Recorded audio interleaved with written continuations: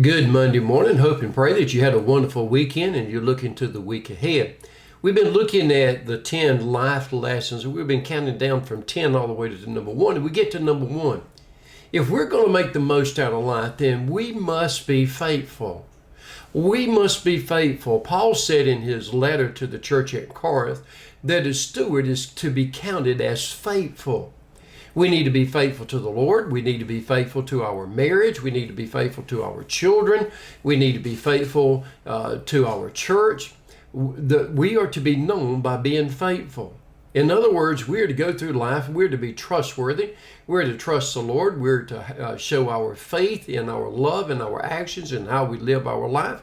We're also to show our faithfulness to our spouse and how we treat them with love and respect and honor, that we are to be faithful to them, whether or not what day it is. It doesn't matter what hour it is. We are called to be faithful.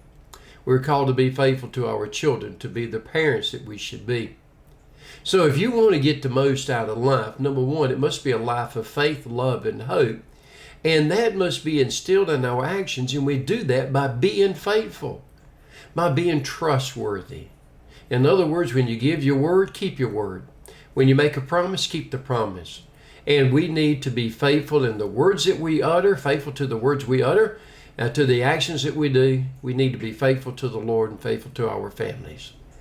I hope and pray that you have enjoyed these life lessons and that you will put them into action so that you can get the most out of the life God's given to you.